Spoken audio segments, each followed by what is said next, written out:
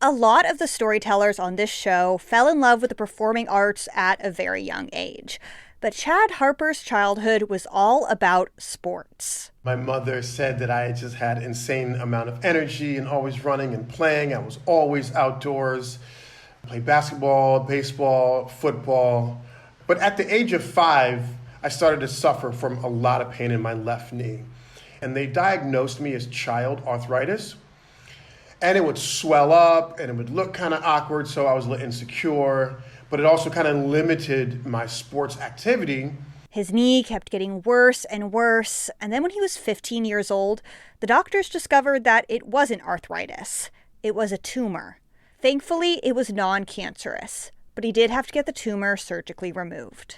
Initially, the doctor didn't realize how bad the tumor was and told me that after the surgery, you'll be as good as new, you'll be playing sports. And then afterwards, he told me no, it was a lot worse than we thought, and there's no possibility. So that's when my dream for that kind of stopped. Music really hit me when I was sitting and healing, and hip hop music especially, because it was the hot new thing. This is mid to kind of late 80s when hip hop and Run DMC and Public Enemy and KRS-One were this new type of culture. And it also it was people who looked like me had something to say. I think LL Cool J was 16 when his first record came out. So it was this is the youth speaking, and having a voice. I remember when I first wrote my first rhyme, and I shared it to my classmates, and they read it and they were like, "You didn't write this." And I was like, "Why would you say that?" And they were like, "Because it's good."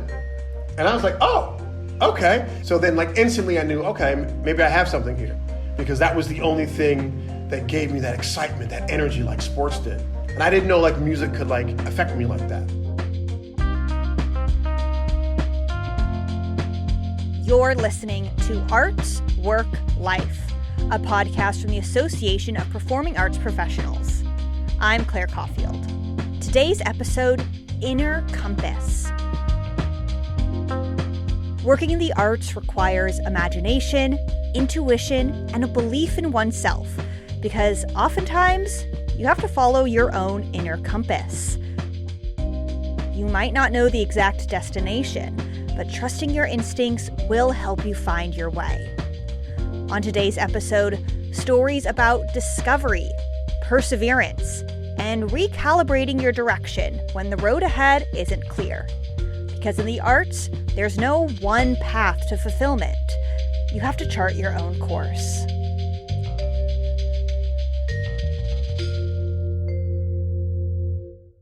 Act 1, Para-Lyrics. For our first act today, we return to Chad Harper's story. After college, he started writing and producing music professionally, and founded Hip Hop Saves Lives, a nonprofit foundation that uses music to teach young people around the world about social issues.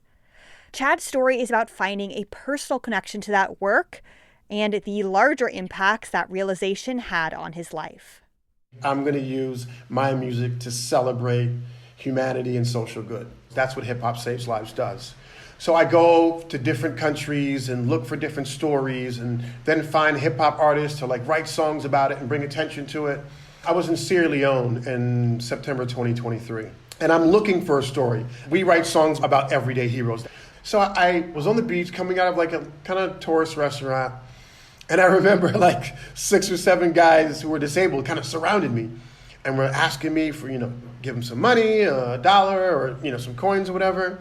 I remember making a joke and saying, are you guys a gang? Are you about to attack me? And just being funny with them. And they just shared that, in their country, there are no jobs for people with disabilities. And we're kind of looked down upon, and we're kind of outcast in society, and there's no opportunity for us. So just to have a few coins to buy some food, this is what our lives consist of, And I was really kind of overwhelmed by that. And okay, this is the story that I want to do. I ended up meeting these 2 disabled rappers that have polio, 50 Dawn and Prophet. And 50 Dawn is a legend, and they were excited to jump on the song and have this opportunity to record with me. creating this song called Ability, because the guys from Sierra Leone rapped saying like, disability doesn't mean we don't have any abilities.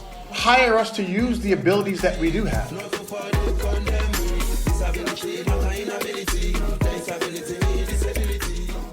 And then after they recorded their verses, I shared a verse of mine that I had written as well to explain my story. And it was just a wonderful experience, to share with them, because I had never, ever really spoken or written anything about my physical limitation of my left knee. So that was really special for me.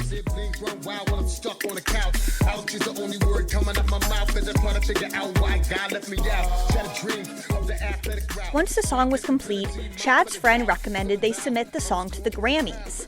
That year, the Grammys had introduced a new category, Best Social Change Song, and Ability was a perfect fit. So they submitted, and Chad started campaigning. I was like, what else can I do to bring attention to this song?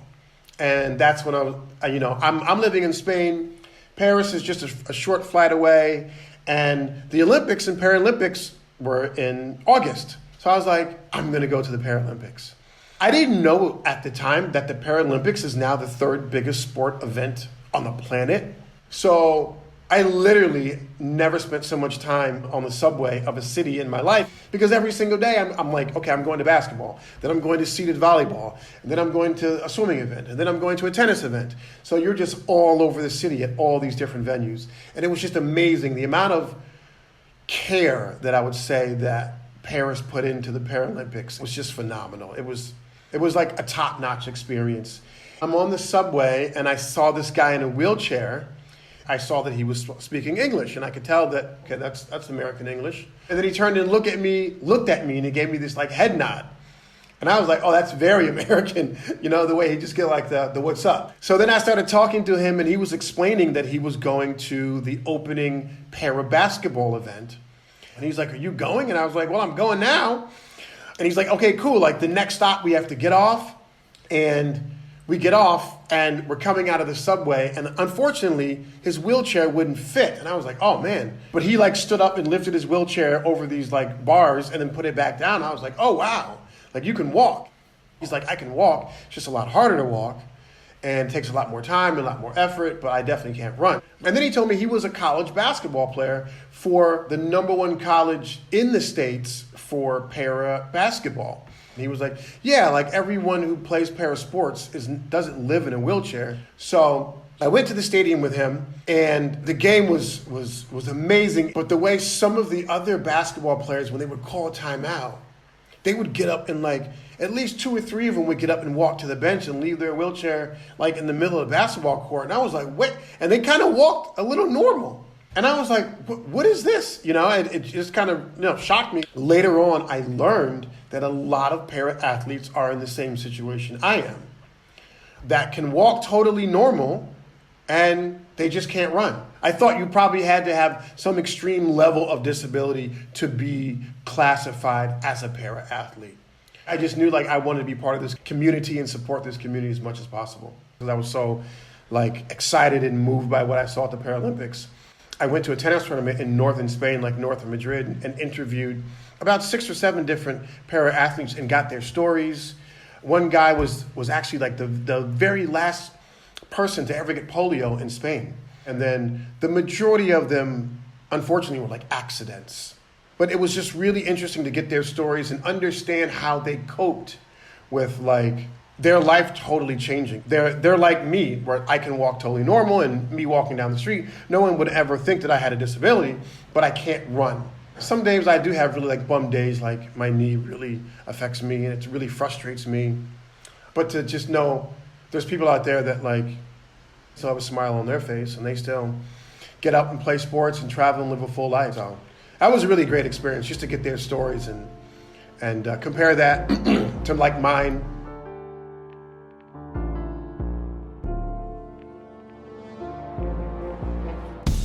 So we're working on a new album. It's a hip-hop children's album, and it's called Everyday Hero. And we're selling everyday heroes and humanitarians from all over the world. And one of the songs on the album is called One Giant Leap. The story is about a guy named John McFall. Long story short, he had to get his leg amputated above the knee. Never let his accident tell him how his life is spent. Not a drop of discontent, he stays swinging for the fence. I was just so amazed by him. You know, he was 19 years old, such a young age. I can just imagine the level of devastation, but there was just like no pause in his spirit. He was on the British Paralympic team competing in the Paralympics. And after winning medals all over the world, he went to med school, became a doctor, and then he wants to be an astronaut, and he's the first disabled person to ever complete astronaut training. And it's like, in this song, I just celebrate his resilience of like going through something so devastating and not even like pausing for a second. One small step for us humans, one giant leap if I can, then you can. When I met those disabled guys in Sierra Leone, you know, that touched me because I know about my own personal limited leg. And I would say, like, if you're a performing artist, look at other aspects of your life outside of just being an artist and see how you can incorporate that into your art. For me, making music is always like the joy of my life, but to do it now with disabled artists and help them have that platform and submit the song to the Grammys and promote it for them, it's just like the icing on the cake.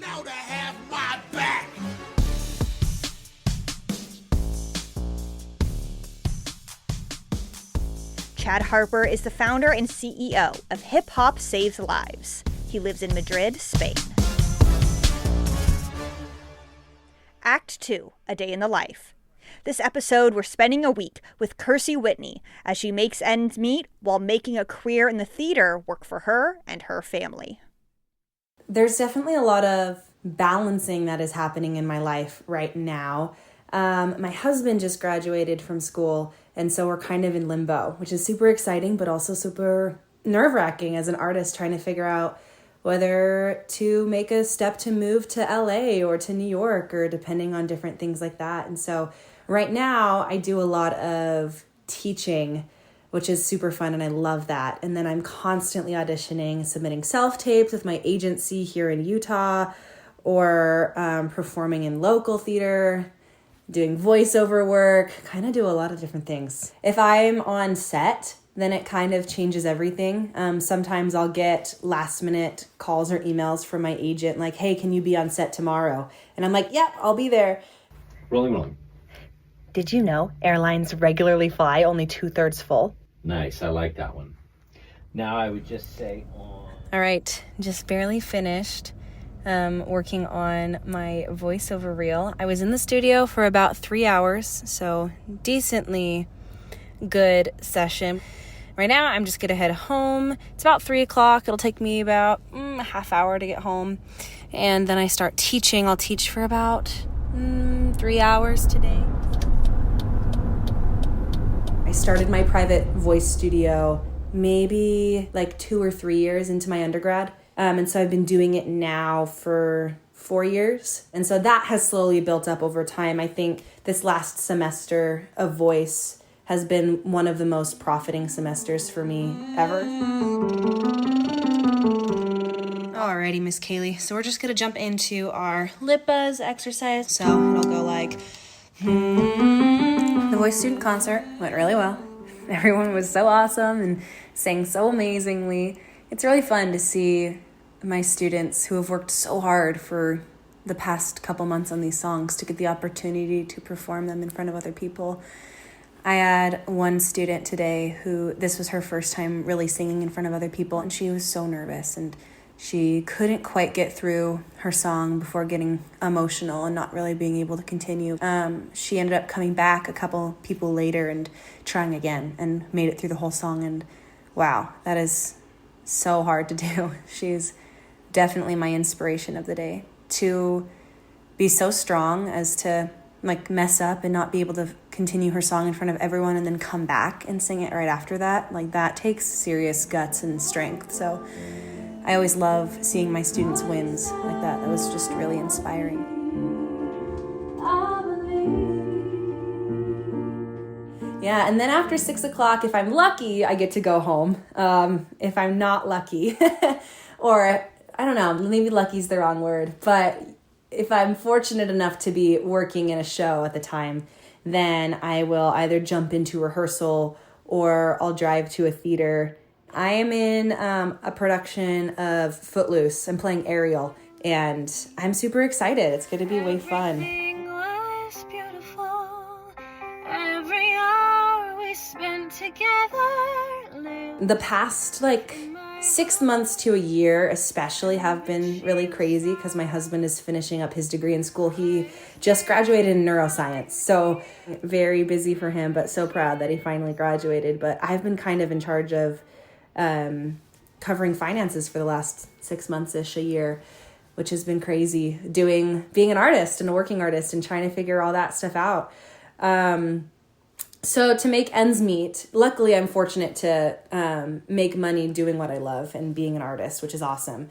But besides those things, I also do some substitute teaching, maybe 2 or 3 times a week, depending on my schedule. And then I also do wait tables on the weekend. And so classic artist job, I guess, but it works. Man, today was crazy. It was like go, go, go, go, go. It was kind of like eating in the car while I was driving from place to place. But that is not unusual. So right now I'm just getting ready to head out for some substitute teaching. And then I have a free hour or so, and I'm going to work on editing and filming. I've been trying to get better at posting content more regularly on my social media platforms. I feel like sometimes social media is one of the platforms where I have control over, because I can audition all day long, but not necessarily book work. But what I can do is post on TikTok or Instagram or, YouTube shorts or whatever. And that is something I have control over, which gives me a lot of balance in my life. So that's nice. So I'm going to work on that today. But I'm here for a reason.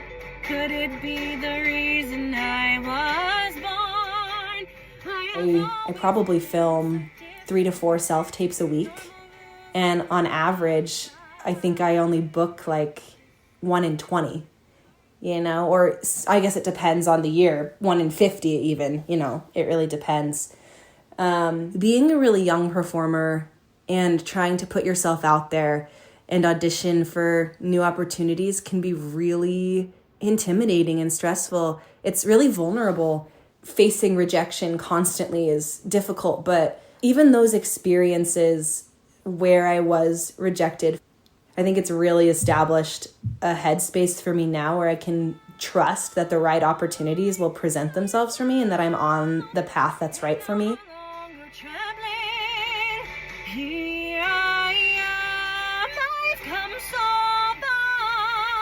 Kersee Whitney is an actor and vocalist in Salt Lake City, Utah. Act 3. Art, Therapy. Angelica McCarthy spent her childhood playing saxophone, participating in musical theater, and singing in the choir. But sports and athletics were also a passion. So in college, she chose to pursue physical therapy.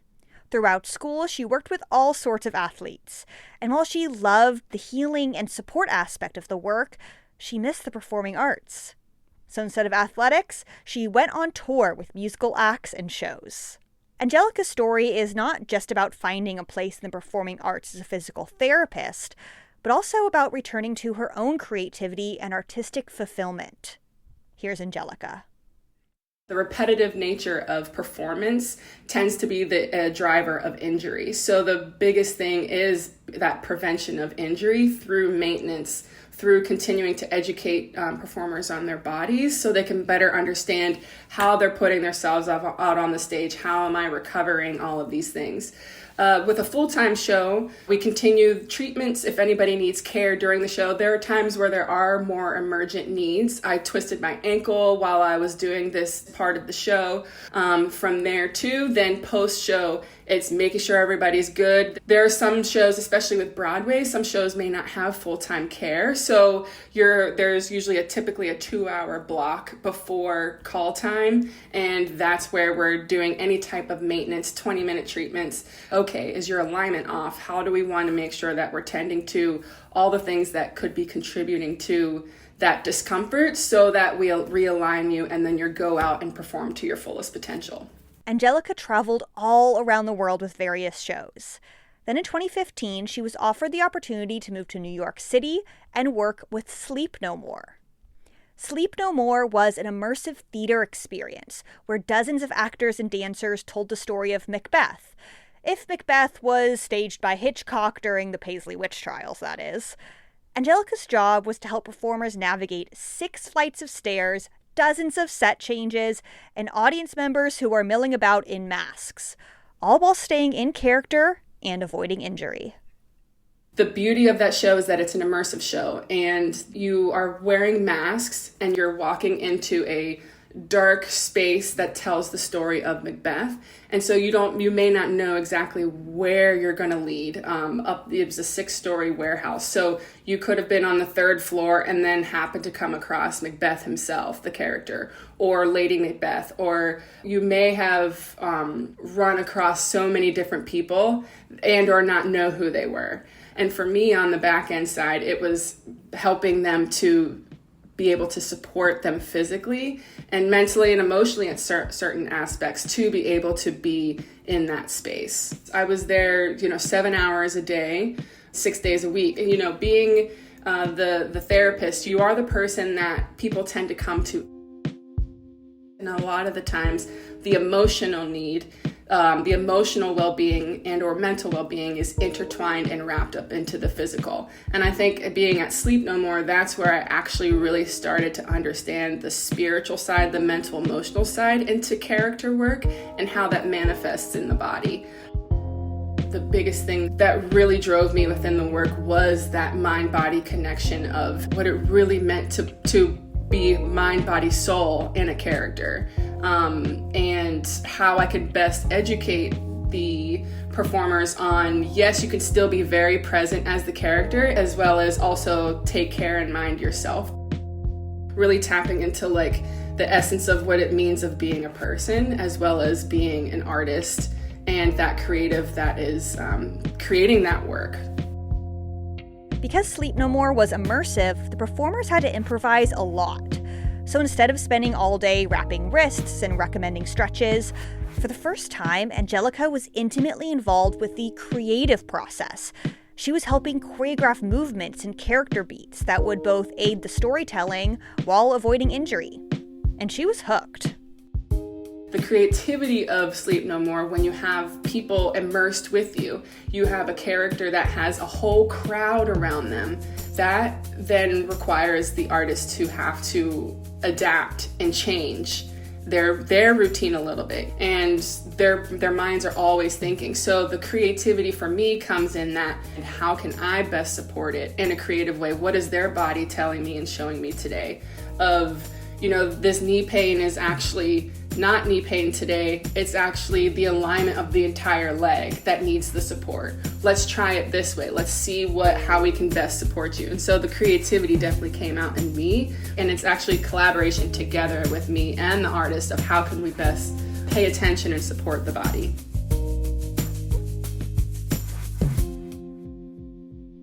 After the transformational experience with Sleep No More, Angelica was offered the opportunity to go on tour with a major pop star.